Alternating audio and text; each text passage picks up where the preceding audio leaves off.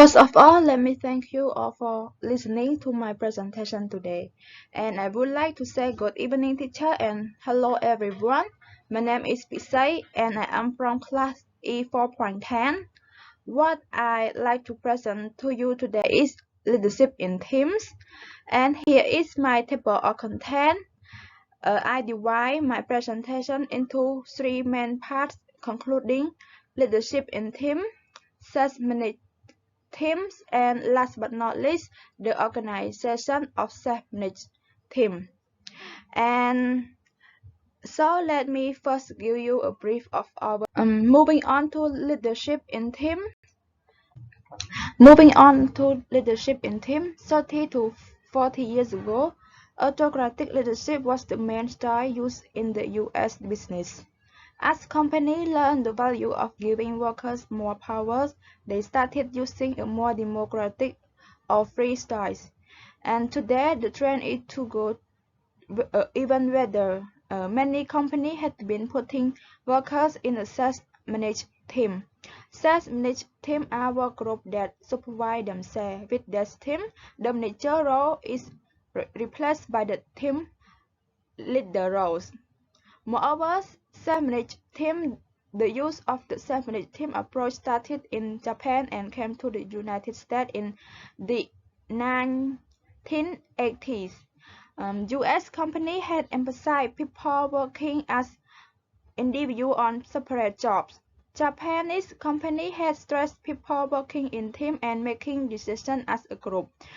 The Japanese method was such a success that American companies also started using it. Moreover, it assesses managed team. The leader is a team player rather than a boss. A team leader makes decisions with a team rather than alone. Besides that, this person learns a range of jobs instead of just one. The team usually works on a single project, such as designing a video game. This way, the project is more goal-oriented rather than task-oriented.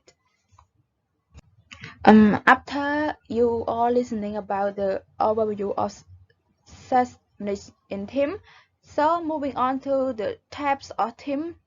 There are four types of team. The first one is self-directed team. Second one, single leader team. Third one, community of practice, and last one is forum. Moving on to the second main point that talk about the self-managed team. For this part, I want you guys catch up my whole presentation. I want to ask you, what is the self-managed team? A self-managed team is a group of employees who work together to complete a project with little to no direct supervision from a boss. Moreover, this team is a small group of employees who take full responsibility for delivering a service or product through peer collaboration without a manager's guidelines. This team often works together long term to make decisions about a particular process. Moreover, this team may be measured either by output or outcome, with outcome being the better choice. A self-managed team also has more direction over decision-making within their process and how the entire team is managed. After that, there are so many characteristics of self-managed team. They are self-driven, they trust each other, employee-driven, decisions are the norm, they have high self-awareness, and they have strong communication. But I want to add more information about the benefit of a self-management team.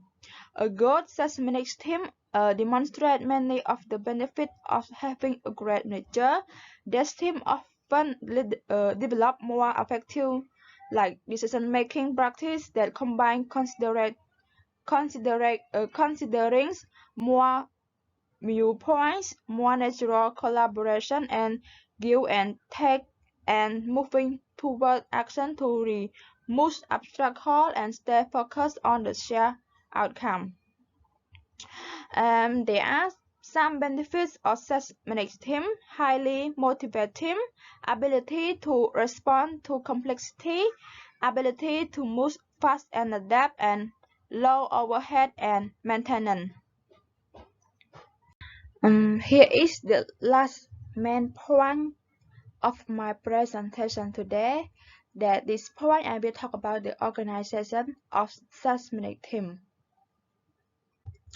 For seismic team, they are organized in two ways. The first one, the team select on team leader. Second one, each team member employ specialized skill, but there is no team leaders. The first type of seismic team appoint a team leader. A team leader is not so much a manager as a team captain. If you are a team leader, your job is not to give orders, but to motivate your team and get the number to work toward a shared goals. Team members usually evaluate each other's performance. The theory behind such managed team is that the whole is greater than the sum of its parts. Moving on to the advantage and disadvantage of organization of seismic team. Seismic team has many advantages. They are more goal-oriented than task-oriented. Team members have a chance to learn each other's job and obtain new skills. Team members learn to participate and cooperate. Seismic team learn to solve their own problem. And for the disadvantage of seismic team is that some people do not have the skill and attitude to work together productivities. And here is the last slide for my presentation today. Is the key term, a seismic team and reference. Thank you. Do you have any question? If you have, feel free to ask me.